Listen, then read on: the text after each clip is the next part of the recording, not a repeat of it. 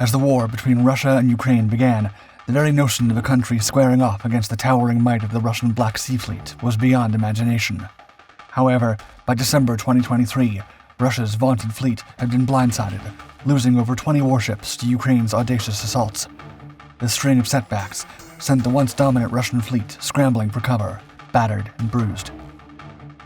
With the Black Sea's strategic waters slipping like sand through their fingers, the Russian Navy found itself cornered, pushed into adopting wildly unconventional tactics in a frantic attempt to shield the remnants of its fleet from further devastation. The latest twist came to light through recent footage showcased on a state-run TV channel as part of a war propaganda blitz. It captured the Delta IV class nuclear ballistic missile submarine Tula, sporting an odd appendage on its conning tower, an action widely interpreted as a sign of desperation, a final attempt to dodge the now accurate and relentless Ukrainian strikes. For a whopping 240 years, Russia's mighty Black Sea Fleet has called Crimea home. But now, under President Vladimir Putin's watch, this naval powerhouse faces a stark threat of losing its flagship hub. Nearly a decade after Putin annexed Crimea to strengthen Russia's naval presence, Ukraine's daring countermeasures are making an impact. These actions are pushing Russia to withdraw its ships from vulnerable positions. The shift comes as Kyiv continues to forge closer ties with the US and Europe. Ukraine's relentless offense has essentially booted the Russian fleet out of Crimea. Ruslan Pukov, head of the Moscow-based Center for Analysis of Strategies and Technologies, concluded, quote, "No Crimean port is safe anymore for Russian warships."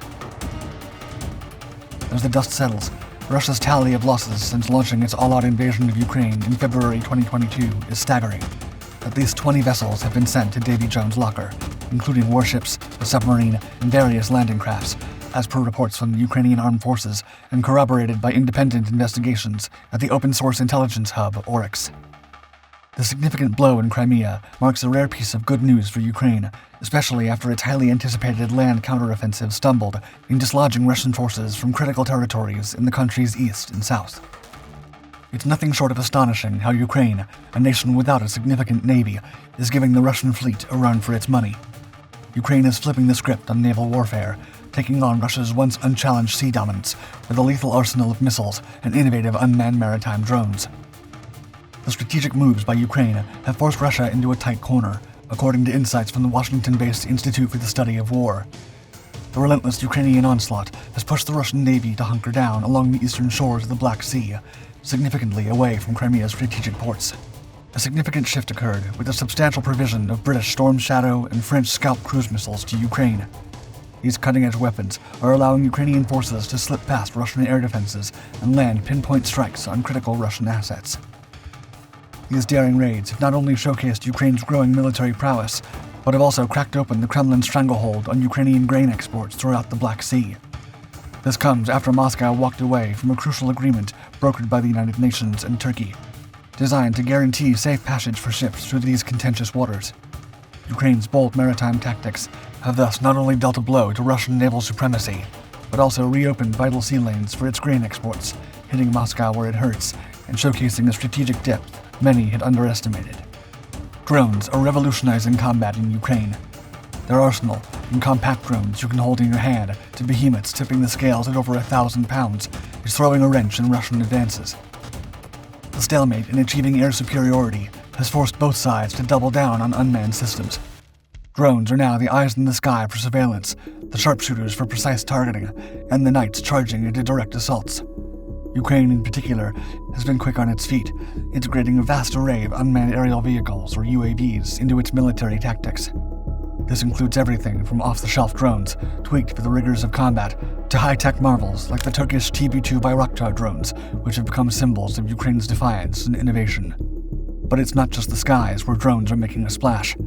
Ukraine's aquatic drones are delivering explosive payloads to Russian ships and unsettling the once dominant Black Sea Fleet. This shift towards unmanned systems in both aerial and maritime domains underscores a broader trend in modern conflicts. The Magura V5 drone, a massive machine capable of hauling up to 320 kilograms of explosives, is a prime example of how cutting-edge tech is reshaping the battlefield in Ukraine. This heavyweight was a key player in the tactical takedown of the Russian Caesar Kukhanov off the shores near Alupka on the Crimean Peninsula. This strike wasn't an isolated event.